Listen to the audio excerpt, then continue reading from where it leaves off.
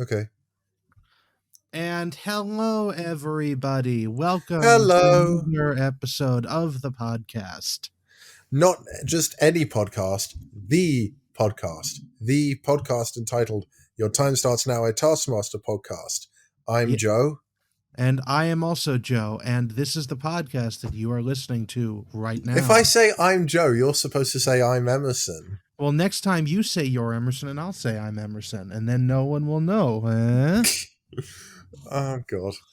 We need to try and shake things up for the I could series shake my 6. microphone if you want me to. Please don't. Anyway, Shake this up. We have an earthquake. so do we have any banter for today? No, I We have genuinely no banter at all. No. Oh, Taskmaster won a comedy award, and the speech Oh was yeah, that really happened. funny. Yeah, the speech was funny. And there was also a tribute to Sean Locke. Yes. Not during the speech, obviously, but during the awards ceremony. And it was quite emotional. Yes, it was very touching. Yeah. Rest in peace, Sean Locke. You will be missed. No, no, as Sean would have wanted. Anyways, I mean, he doesn't care what he said himself. He wouldn't care what anyone would say. He'd be dead. Yeah. So now with banter and tributes out of the way, on to the episode. This is season 5, episode 7, entitled Boing Boing. Is this the earliest we've ever gone into an episode? Probably. I got nothing else banter wise. I just want to get this. We're going to try and speed run this episode. Taskmaster any percent. Have you ever speedrun a game? No. I actually, although I did know a guy, my brother's old roommate, actually did for quite a while have the record for the NES game Marble Madness. Oh, okay. Have the world speedrun record. I was there when he did it the first time. It seems incredibly boring if you're not into that. I can't speedrun just because I just like taking my time with games. People love to speedrun Super Mario 64, but more specifically the Nintendo 64 version of it. Because I have the game on Mario 3D All-Stars. Sorry, I just banged my head. I have the game on Mario 3D All-Stars and the online games that you get with the Nintendo Switch expansion pass for the Nintendo 64. And I just like playing through it casually at my own pace, and it's fun that way. I just don't see the appeal to it. It's entirely too cerebral. Like speedrunning or Mario 64? Speedrunning. Oh, I actually don't play Mario games that much because I'm much more of like PC and Xbox than I am Nintendo or PlayStation. I'm a big Nintendo person. Mario 64 is a banging game. It's simple as hell, but it's so much fun. I never really liked Nintendo games that much. I play Super Smash Brothers on my Switch, but that's about it. Oh, you have a Switch too? Yeah. I don't even know where it is. I got it the year it came out, and it's been sitting somewhere. I should probably look for it. I play my Switch on a consecutive basis. I'm excited because we're recording this on Tuesday, the 15th of March. This episode will come out on Thursday, the 17th. And the day after that, on the 18th, the first wave of the Mario Kart 8 Deluxe Booster Pass comes out for the DLC. I'm really excited because I pre-ordered it, and they're adding DLC to a game 5 years after it came out. I've last played a video game I played a video game for the first time in 8 months last week. What game was it? Oh God, it was Gang Beasts and then Jackbox Party Pack because I was entertaining some people at a party. Jackbox is so fun. I wish I played more of it. Mm-hmm. Oh, it's super good. It is indeed. I sound as though I'm a robot. I'm a robot, and it's a text-to-speech thing. Yeah, let's do the episode. Although we've barely scraped 5 minutes of banter. Anyway, this episode is entitled "Boing Boing." Yeah, and we'll find out why a little bit later. Double A press to jump for that. Indeed. The and as far as Alex and Greg's banter today, the cast has an average professional age of 41. Alex has put a toilet paper holder in every room of his house and also the set. And then, Which we'll see frequently throughout the show. and then, as always, the floral shirt count of this group is at 1 this time. Bob is wearing a shirt covered in little tiny flowers that you can only see in close-ups, and it's very nice. I can't wait to have the On floral shirt count jingle for Yeah, Series 6 onwards. honorable mention Um, to Ashling, who's wearing a very nice paisley patterned shirt that's not quite floral. And then I did the prize task last time, so the prize task this week is you, Emerson. all right. I'm a little bit unsure how to talk about this one, but I'll do my best. So the prize task for this week, drumroll please, is the most surprisingly expensive item. And yeah, so that means this doesn't have to be the most generally expensive thing, but in relative to what it is or what you think it might be, Although or how much you think it might cost. that actually is how it ends up being. Yeah, that Is is. just I'm just trying to be a bit more dramatic, Yeah. and it's not really working. Oh no, the Anyway, drama is going to come in when we get to the last two things, which are some of the most astonishing prizes I've seen in 5+ seasons of Taskmaster. yeah, and anyway, we're starting the prize task today with drumroll, please. Oh, there it is. Why didn't it work the first time?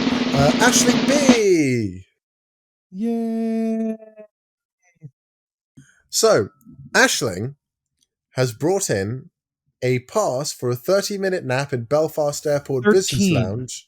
13-minute 1-3. That was the 13. Sorry, it's a.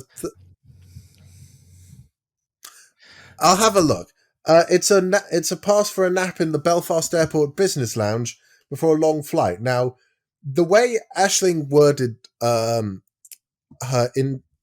introduction confused me a little, because she said it was a business airport, so it's a so business a nap in the business airport of Belfast, a do, nap in the business lounge of Belfast Airport before a big flight. Do you want me to explain to you what that means? Do you, A or business do you a business lounge or a nap? a business lounge? I mean, please do. You probably fly more So than I do.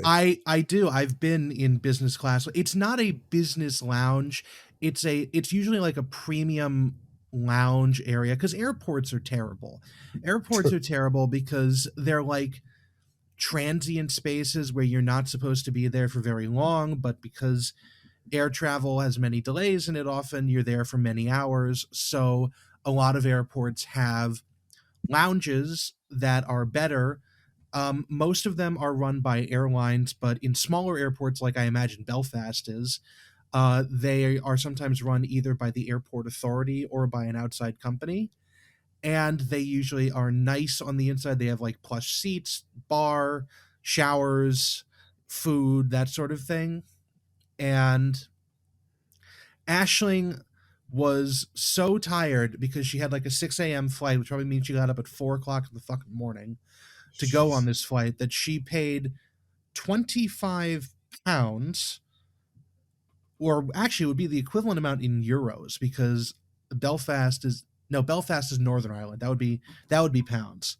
But Belfast, £25 to sleep in the lounge for 13 minutes before she got on her flight. And I cannot imagine that level of exhaustion, because I have done the get up really fucking early for a flight thing, and that is still terrible value for money. And these places are, honestly, I'm surprised that it Not was cheap. They're only, not cheap honestly, £25 is cheap. for a 25 13-minute nap.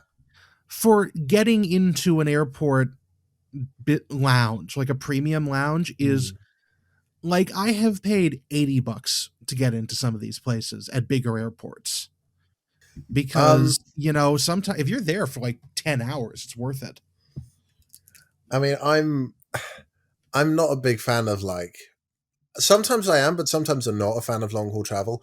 I'm going to. We were talking about this a bit before the show, so Joe already knows about this. But for the listeners, I'm going to Croatia for the first week in April, and we are going there by coach. Oh, you poor thing! Why? The- Why would you do that? Why? I It's don't. gonna be like I 2 don't. days on the fucking bus.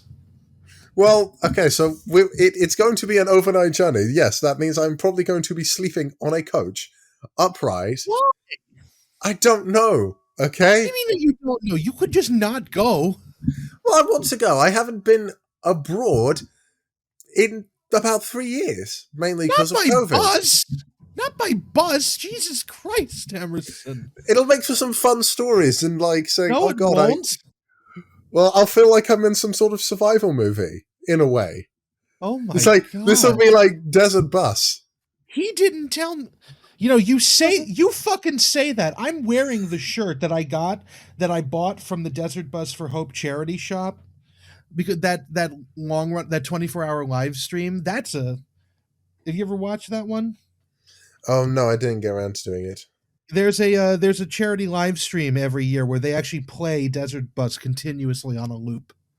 It's but that sounds less hellish than going to Croatia by bus. Emerson, you should not do that. You live in Europe. Do you know what Europe has? Europe Trains. has no self-flagellation devices cleverly disguised as Ryanair. So you could just fly there for 13 pounds and they'll spit on you the whole way, but you'll get there in like 5 hours. I don't know. Well, obviously we're not going by coach the entire way. We have to get a ferry. Across. Even better. The slow boat to Croatia. I like boat travel. I haven't been on a ferry for years, and I kind of miss it because. How much did you pay for this trip? Well, it's a week trip. Did they break down how much travel was? I don't care about how much the trip was itself. How much are you paying to spend at least 48 hours of your life on a bus full of British tourists going to Croatia? No. Well, wait, what do you mean tourists? Because everyone who's going, at least on my coach, will be from my university. Oh, that's even worse. I feel like there's no pleasing you. Well, the thing is, okay, you're in America, so you fly everywhere. Here in Europe, we tend to travel more on the ground. No, Emerson, I need to specify something. I'm an American, so I have standards. I've been to Europe. Do you know what Europeans don't have? Standards. I've been to all over Europe. Europeans will think that a twin bed is perfectly fine for a hotel. Europeans stay in hostels. Europeans take the bus. Europeans think that paying 13 pounds to fly on Ryanair is a good thing. So you people need to have a bit more self-respect and fly in an airplane or drive in a car or take the first class coach on the train like a civilized society. Holy shit. Anyway, so Ashling's nap cost her £25. So for the pound per minute, or was it minute per pound? Either way, it was the most expensive thing she bought. Greg doesn't think so. Greg thought it would have been at least £40. Nish Kumar has brought in €100 because €100 is surprisingly expensive to get a hold of now. Because of Brexit. Yep. Bob Mortimer has brought in his 2014 World Cup sticker book. This is the third time we've had a World Cup sticker book on Taskmaster as a prize. It was Josh and Rob, wasn't it? Yes. Okay. Josh is it the same? Is it the sticker book for the same World Cup? I think one of them was Rio in 2018. No, Russia was 2014 was Brazil. One of them, or Rio. One of them was Russia. The other two were the same one in Rio de Janeiro. World Cups are by country, not by city like the Olympics. Whatever it is. There are two different World Cups. However, this is the second Rio book we've got. And if I'm wrong, please correct me in the comments. The book was valued at £374. It could be. It could be, but it's Bob spent. I'm quite confused with this, but So £10 is they somehow so involved here. it could have been value. So the average price that someone would spend on this, because they have to buy all of the stickers, is upwards of £380. The book itself cost like 20 something when Bob bought it. Greg thinks it cost around £25, and they had it appraised for 10. Taskmaster had all of these appraised. Okay. So this is, according to Taskmaster, this is worth £10. Damn. Sally has brought in one of Bob Mortimer's turds, which will be Yeah. dried out and placed in a resin sphere in the Isle of Wight Poo Museum. No, it's going to be like the, okay. So this entire sentence. You might as well Sally take the does. prize task because you just seem to have. I'm sorry, no. This one is just. It's not going into the Isle of Wight museum, but it's the exact same process that they use at the Isle of Wight museum, the National Poop Museum in the Isle of Wight, that Sally just drops into a sentence like it's a totally normal thing. Yeah, I'm sorry. You continue. So Greg estimates that to do all this would be about £199. But it's actually price? 800. No, And that's how much it would cost to get the poo put in a sphere. But Bob Mortimer's poo specifically is worth between 10 and 15 grand. because the demonstration poop sphere was fox poop, which cost around 800, or something like that. But to do human-sized turd would be £10,000.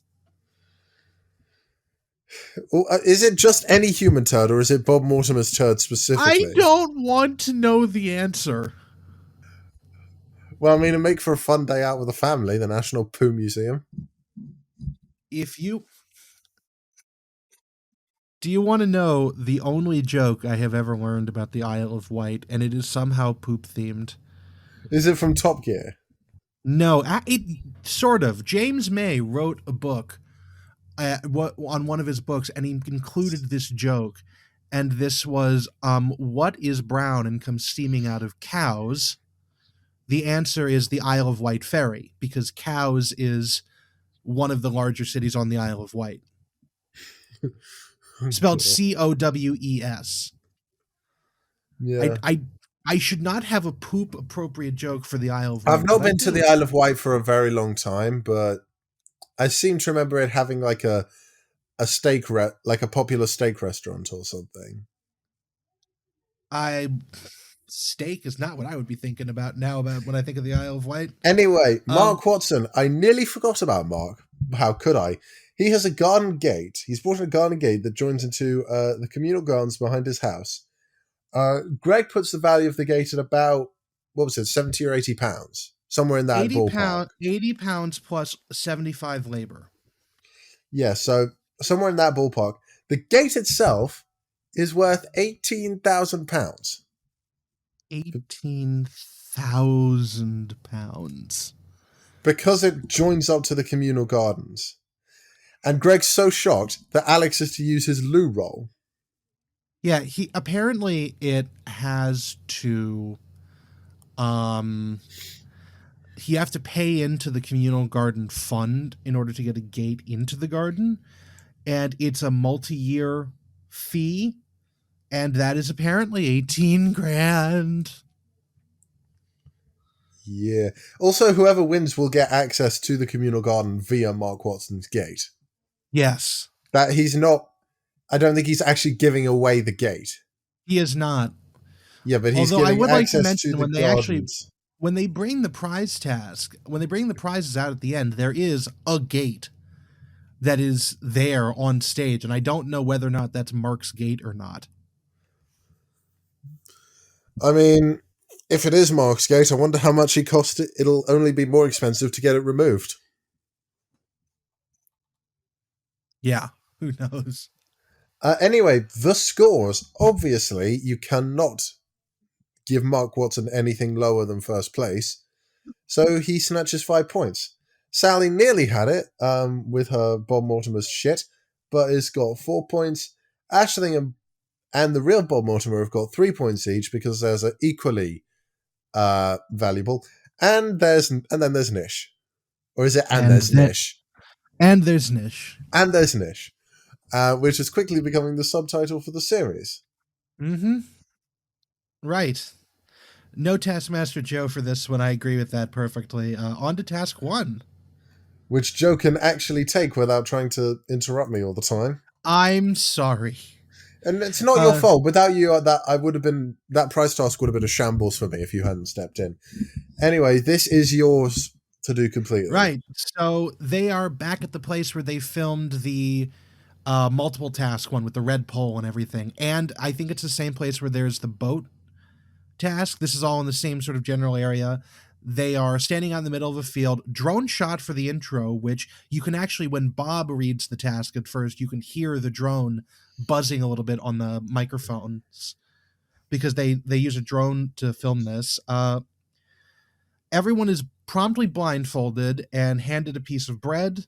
Alex is like, "How many fingers am I holding up?" And nobody guesses it correctly except Bob, which is really funny. The task they are read by Alex. Wearing that blindfold at all times, travel as far as possible in 3 minutes. Alex will be at your side at all times because he is a strong, independent, handsome man. On removing the blindfold, you will then have another 3 minutes to retrace your steps to your starting position. Longest successful retracing of steps wins. Initial thoughts on this. Astrid wants to know if she can take her feet off, if her feet have to stay on the ground, which is confusing. Also, I would like to point out that nobody did what I just thought of, which is that the task said wearing the blindfold. It never said where you have to wear it. You totally could have just wrapped it around your neck or put it over your mouth or something like that and just walked around anyways. But who knows? Nope, we have to keep going. Back to the studio, and they are talking about how the task works, and Nish and Sally are already pissing themselves laughing because they know how bad they did on this. Start off with Bob Mortimer, who did the Hansel and Gretel approach, also known as doing it correctly, where he tears off pieces of bread and leaves it behind him as he goes down as he meanders through the field. Well, and look at you using big words today, like meanders. Yeah, he meandered through the field, leaving bread in his wake, and when he takes the thing off, he very easily retraces his steps back to where he started from. He goes pretty much bang on, to be honest. Yeah, he stabs a stick into the ground where he thinks he started from and declares, "And that is where I wish to be buried." Everybody else has like a figure saying how far they were off of the thing, start. But Bob doesn't off of the start. But Bob doesn't because he pretty much got back exactly to where he was. Yes. Although he's extremely surprised that he went through the thicket. He didn't go through the thicket. He thought he'd gone through the thicket. He'd gotten like just into the thicket of bushes and stuff at the edge of the field. And then just to note, commercial break between Bob and everybody else. This is throughout the rest of the episode. It is Alex and his double from when they did the Spot the Difference task, and they're standing in front of the Spot the Difference scene after they did it, because it said Pots originally, and then they changed it to Spot. Yep. And so that's there. Then they come back and Greg spits out a piece of gum and Alex has to pull the toilet paper out to wrap it up in it, which is going to be another recurring joke throughout the show. Then we get into Mark and Aisling. Mark makes a mistake right off the bat. He tries to walk in a straight line, which is something that it's impossible for a human to do without visual references in the world around them, because humans naturally tend to spin in one direction as they walk. So if you ever try to do that, even if you're not doing it blindfolded, if you're not in like a vast open plain, you will eventually go around in a circle in one way or the other. So that didn't work. He also only gets the breadcrumb idea like most of the way through this task, so that didn't work for him. Ashling, Ashling, meanwhile, hops Jumps on on Alex's Alex's back. back and has him carry her. Realizes what the Not bread the is best for idea. a bit too late. Yep. Unfortunately for Mark, he apparently did leave down a trail of bread from like halfway through or whatever, but And it a was dog ate eaten it. by a dog. There was a dog that someone else had there, and it ate the bread. Oh, literally, you cannot make a more perfect Mark Watson scenario than that. Yeah. So just for where they were, Ashling got some distance away and then meandered her way back, got 64 meters from the start point, but did at least travel in the correct direction towards the start point, as opposed to Mark Watson, who in the wrong direction got himself 140 meters away from where he started. Oh, no, that's how far And he traveled in the wrong direction. He yeah, finally ended from 195 meters away because of how 195 far he meters traveled. away. Also, I should Yes. say that Alex carrying Ashling is Alex's new personal record for the furthest distance he's ever carried another human being. Yes. The previous record holder was an ant that he had to carry across a car park at a wedding. I want to see that because it seems like a sitcom plot or like something that would happen in a It sitcom. does. And then we get Odysseus Kumar, who was blindfolded and then, much like the Homerian figure of legend, meandered in giant circles but 20 feet from where he started for the entire time. As Alex says, he did 300 paces and only got 15 meters away before electing to, again, like Odysseus of old, bumble off in the wrong fucking direction, getting himself 180 meters the wrong way. Yep. Which is absolutely incredible. Sally, meanwhile, also before we get to I Sally, feel like Nish asks, is this bread for any purpose? Meanwhile, Sally is much less tragic in her getting lost. she She does just go for a decides, long run Tim Key style though. yeah, she does do a Tim Key style run, gets 220 meters away total, and then she ran the longest of anybody, then absolutely does not find her way back, is 74 meters away from the start. To sum up their thoughts on this, if we can play the sound bites of Nish and Sally explaining themselves. Greg asks Nish, what is the bread for? Holding Gregory. And then Sally, who just drops this little nugget of brilliance. Right at the end, I went, shit, I should have used this as a compass.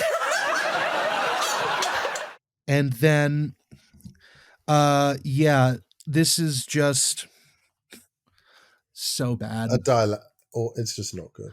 It's so bad. Well, no, it's so bad for them. I thought just about everything in this episode was absolutely hilarious. And then we get on to Task 2, brought to you by the Jamaican bobsled team. You don't feel like the need to do Taskmaster Joe. You can't do it for an objective thing like this. Oh no, you can't. I'm gonna try and do this one because, as we all know, I am absolutely amazing at talking on this podcast. That's no one's fault but mine. Don't worry, I'm not having a stab at my co-host. He's just there in silence. I'm letting you talk. Okay. I'm not sure how much I'm going to be able to say about this, but I'll do my best. So, task 2: muster the biggest coconut bobsleigh team using any of the supplied items. These are items found in the caravan. If a contestant uses the same item as another contestant, they are disqualified. Most So coconut bobsleigh team members still on the board when the bobsleigh comes to a halt wins. You have 20 minutes in one attempt. yeah, so it doesn't have to travel the furthest. It's just about how many stay on. So now I think I should very quickly talk about the coconut harness. I think that's the official name for it, but it's definitely a large case with holes drilled in it or laid out in it so you could fit spherical objects. Yeah, it's like a padded case. I actually think they made it out of this. This is almost how you transport peaches to market. I definitely have bought peaches from like Costco in this style. In this sort of like in at least half of this container. Oh, okay. I don't think I've ever seen it before in my life. Anyway, Well, at least half of it. There's not a folding one. okay. And anyway, I don't think I've ever seen something quite like this coconut harness in my life before. And neither really had the contestants, because they all seemed to there was the urge for most of them to want to use the coconut harness. Although people might think that's the obvious choice. Is that too easy? And Nish actually proclaims that he hates this game because of how little he can read into his fellow Nish is a source of wonderful quotes through this. My favorite is when he comes out of the house in this task and looks at the setup, because they have this in the driveway, and the coconut bobsleigh team is set up in a pile in front of a skateboard, and then there's a ramp going down the driveway, and he just walks out and goes, "Oh shit." As Nish always does when he's put in any sort of scenario. Mm-hmm. Anyway, so first up to bat is Bob. No, I'm sorry, I'm looking at the wrong task. First up to bat is Mark. So he considers the coconut harness. It's right there on the table of the caravan. But he decides against it. So instead what he does, and he just settles on the skateboard, really, I think. Nish, are we on Nish or Mark? Mark piles everything on and just is like, I got it. I think he says it's a virgin run, which is just, that's not a good phrasing. Well, he's trying to be virgin in the sense as it's like it's the first. Yeah, I think maiden voyage is what he's trying to go for. Yeah, maiden voyage, and the problem with this is that everybody's going to find this out is the skateboard doesn't track fully true, so it veers off to one side at either end. Yeah. So Marks comes to a stop about halfway down the track, and dumps. How many? I think he starts with 19 coconuts. I think. Yeah, 19 coconuts and 17 fall off. Meaning, for anyone who could do basic maths, which I hope is everyone in our audience, only 2 stay on. It's not awful though, considering what's to come later. Anyway, Aisling and Nish are together. Aisling just uses a wide variety of stuff that is honestly I'd found quite difficult to write down. She wants to put fire extinguisher fluid on the track, I think. She wants to put it on the skateboard to make it stickier, to stick everything together, because I think she thinks it's a liquid or foam extinguisher. It looks like it's a like CO2 gas extinguisher. Then she also has a tennis racket, which would expand the surface area. Joe, I'm doing this task. Okay. I was just asking you to see if I was right about the fire extinguisher fluid. Anyway, so what Aisling does is she, like Joe said, she gets a tennis racket and ties it to the skateboard, and on top of said racket, she ties down a fruit bowl. But before made of glass, notably a very, very strong material. And she does this, one of the most bizarre things I've ever seen. She takes a couple of bananas, slices them in half, and starts sticking the flat end to the skateboards to create like a barrier. Sorry, my voice cracked a bit there. But Yeah, the banana barricade. yeah, it's weird. And then Aisling goes to put it up, and I was thinking, no way is this going to work. No way. And then, Well, you missed. Did you remember what she did with the fire extinguisher? oh yeah, like Alex sprayed it everywhere in her face and stuff. Yeah, it it went very badly. Yeah, that was Alex just doing everything wrong, basically. As people will put it, Aisling just, or as Aisling will put it, Alex just makes everything wrong. I'm not sure how many coconuts she put on to begin with, but all I do know is that when it came to a stop, 14 stayed on. Yeah, In they didn't say comparison, how many came off. How many were on there to start with? in comparison to Nish, who'd used fewer materials, he used a milk crate and two drawers from like a chest of drawers. Puts his coconuts in these, and when he lets go, they come to a stop and 13 fall off. So just shy of Aisling's score. Mm-hmm. Do you get the joke? Yes. Okay, good. I'm glad we're on the same page. So Aisling has just beaten Nish so far. But then we've got Bob and Sally, and both of whom take one of the curtains out of the caravan and make a huge sack. Not only so, already they're both DQ'd. Not only that, but they slide down on the coconuts, on the skateboard with the coconuts. Sorry. Bob slides down on his belly, dragging the coconuts along with him. Sally rides it like a sledge, sitting up sitting in a knee tuck position. And yeah, Which also, I love that that Sally tested the the slide before this, and she just absolutely slams into the pile of coconuts at the bottom of the ramp, and like Alex bursts out laughing. I feel like if that had been Aisling or someone, she would have taken off one of her shoes and run after Alex, brandishing it at him. Oh, Sally thought it was hilarious. Yeah, Sally thinks everything is hilarious with Alex in a good way, not in like a mean-spirited way though.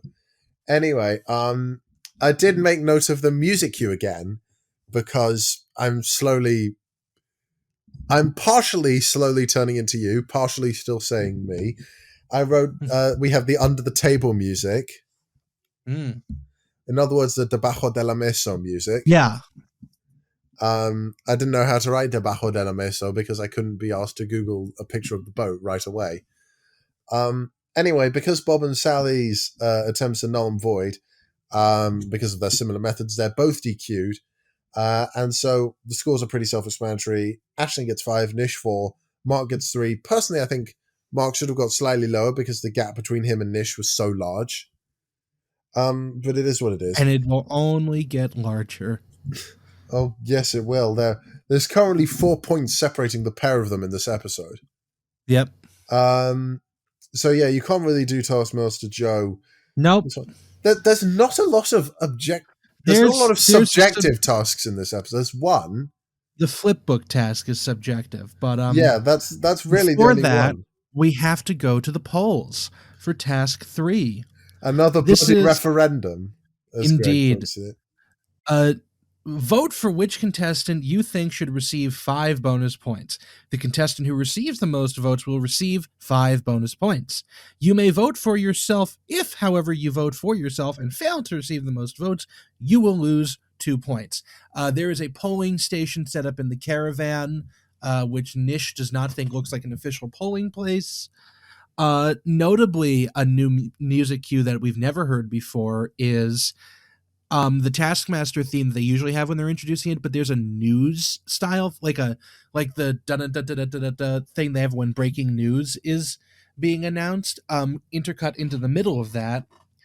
Also, would like to point out that when they show Bob coming into the caravan, there is a massacred Satsuma sitting on the drying rack by the sink in the caravan.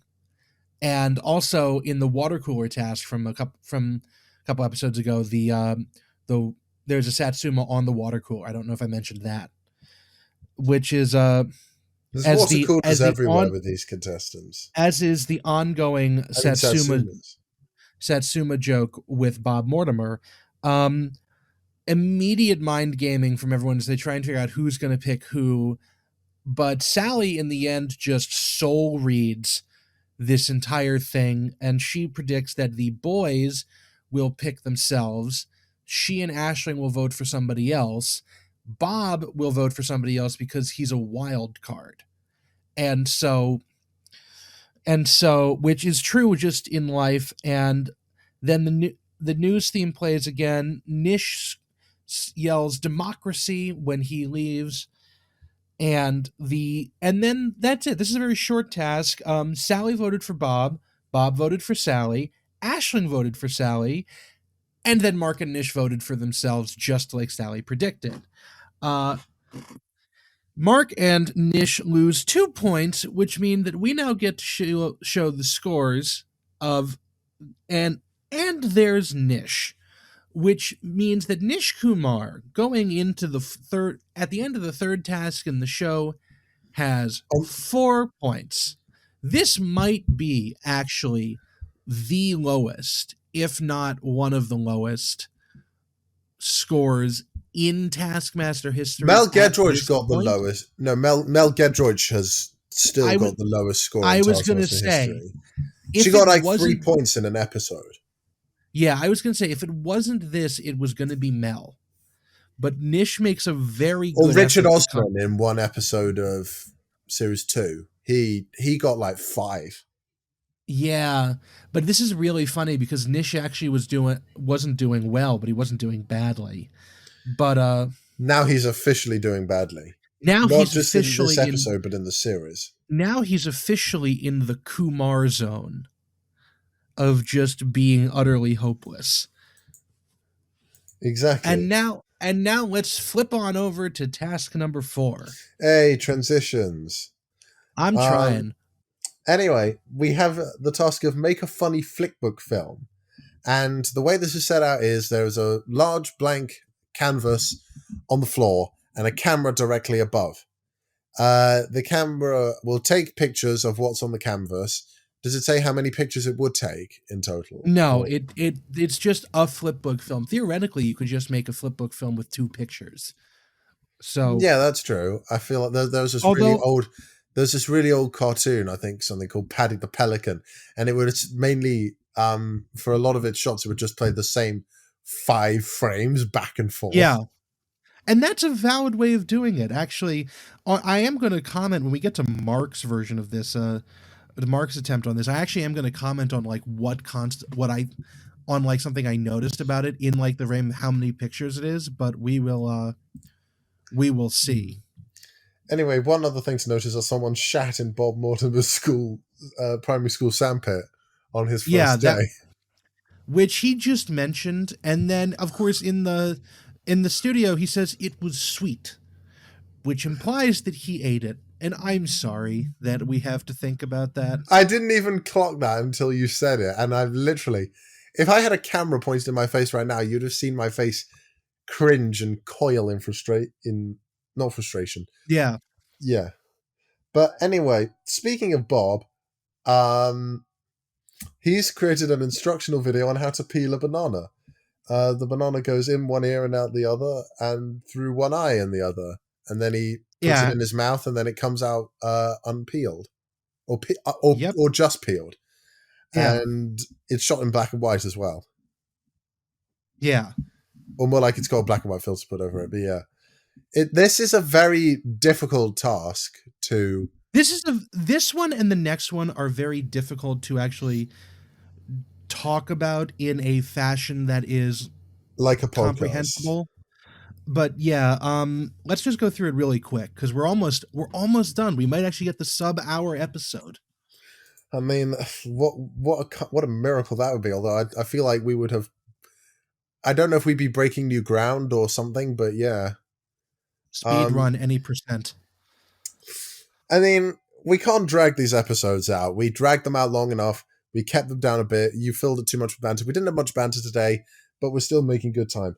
Next up is Sally's French cat jumping on some hats. Now, I'm going to very quickly play the original audio, and then I will play Alex's translation of said audio. Le chat fait boing boing. Le chat fait boing boing. Le chat fait boing boing. Oh, les chapeaux. Oh oh. Attention aux chapeaux. Ils sont dangereux. Oh non. Oh non, petit chat. Les chapeaux. Ah, ah. Le chat a été mangé par les chapeaux. Oh oh. Enfin.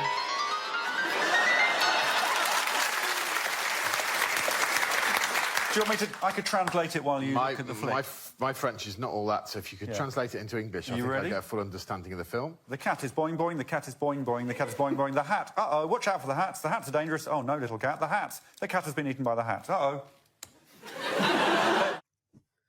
Okay, so it's just features a cat jumping on some hats, and then the cat dies or something? Yeah, the cat gets eaten by the pair of hats, which is one of 2 cat-based deaths in this task, which I think is surprising. And can we just keep going really quick, because I almost got to go in a little bit, so I just want to finish this. Joe's got to go out to a family dinner. Anyway, Ashling's we filmed this early just for that. I'm filming this in the afternoon for once. Yeah. And it's currently about 9:30 here in the UK in the evening. Up next is Aisling B, and she plays ball with Alex. And then Alex yeets Aisling through the air, and she lands in some dog poo. Well, no, she lands on top of a guy who looks like Al Murray, but isn't Al Murray. I wouldn't be surprised if it was Al Murray, to be honest. I thought it was, but it wasn't. But she shoves him into the dog poop, and then she falls in love with him, and then he smears the dog poop on her. And it's supposedly an allegory for her relationship history. I mean, sounds like it would be regardless. Mark is up next, and I watched the version of this on YouTube with my VPN. Was the sound off for you in a portion of this? Yes, I feel like the audio was copyrighted and YouTube muted it as a result. That's what I've said. So part of the audio was muted for copyright ? Yes, yes, it was. If it wasn't, that's the strangest video rendering error I've ever seen. Anyway, I couldn't write down in intense detail what exactly happened, and I probably missed something out in this description. But Alex and Mark are playing as friends, because they are friends. They like doing something together as friends. I said, it's nice, and then I finished it with they kiss with their lips around a fruit or something. A kiwi fruit. I thought Mark it was a kiwi. Mark describes it as 2 friends who break apart because of one another's selfishness, and then they get back together with the help of a kiwi fruit. And it's basically how him and Alex have been friends for 20 years. And also, I do just want to mention and Mark doesn't know what Alex looks like. Yeah, I do just want to mention this. In the thing, this is because Mark and Alex are in this video. You can sort of see blurring around like Mark's arms at sometimes, which makes me think they didn't actually take pictures for a flipbook, but rather this is a very low frame rate video. Which I'm wondering if that's like almost cheating, if they just filmed this and then slowed it down. Because a video is an elaborate flipbook because of how cameras work, but that's also cheating. But maybe I'm wrong. Anyways, and then Nish, which is my favorite, which is one of my favorites. Nish has taken the sofa and he's put it so it's lying on the backboard, and he's sitting in it, like he's like lying on it on his side, but from the top down it looks like he's just casually lying on the sofa, sprawled across it. Along comes the same cat that was eaten by hats in Sally's film. And I think this was the same cat from the Spot the Difference task and the Get the cat out of the tree task in like season 2. So this is Pebbles. No, it's Patatas. Patatas, yes. So anyway, what Nish does is Patatas crawls on him, and then Nish proceeds to eat Patatas. Yes. And I've written in my notes, oh, Nish. Yes. And that is basically all of Nish's video. He smiles at the end, and it's really, really weird. Greg gives Bob and Nish a rare 5 points, and the other 3 get 3 points. And then, do we want to do Taskmaster Joe? Yeah, the first time Taskmaster Joe is being played in this whole episode, and it's at the 50-minute mark. Yep. Maybe a bit longer with sound bites, but yeah. Taskmaster Joe. Bob I'm giving first place to because I really liked it, especially the use of selective color on the banana so that only the yellow showed up and everything else was in black and white. Nish is second because I really liked it. Sally's is third because it's weird, but it's also a French art film. Mark and Aisling I'm giving fourth and fifth to because I didn't particularly get anything out of them. There wasn't any emotional hit or anything. So that's it. And then we're on to the live task, and then we're done. And this will be the shortest episode ever. Yeah, I think we should call this. I think we should call this YTSN Speedrun any percent. YTSN Speedrun any percent. Maybe for Series 6 and beyond, we'll start doing really even shorter episodes because I don't think we can get much shorter than this. I'm doing this with an active time limit, and this is about as short as we can get. Anyway, so live task. Zip lines. This is fun. Send the most things to the Taskmaster. Items must travel via zip line and land on your segment of the Taskmaster's table. You may not move from your current position. You have 100 seconds. So there's just string that's strung across from where they're standing on the stage down to a table in front of Greg, which is turned to face the stage. There's a great camera angle under the zip lines looking towards Greg. That's just going to look in, and this just devolves into chaos immediately. Because there's various objects on the tables like bananas, balloons in a basket, cellophane roll, coconut shoes, hanger, a bra, a stuffed monkey, and paper clips, among many others. Some people are really good at this, like Bob is just sending stuff down, no problem. Sally drops her rope and has to have an audience member pick it back up for her because Alex won't. Nish screams in fury. Nish, Mark, and Aisling are just absolutely roaring and screeching at this. Actually, if we could just play any soundbite from the last 30 seconds of that, would be great. Okay. You've got 35 seconds left. 35 seconds. The shoes are off. The shoes are off. Damn you! I'll see you in hell! No! Why can't I get the coat hanger on there? Come on, you bricks! I do want to play Aisling's soundbite because she says,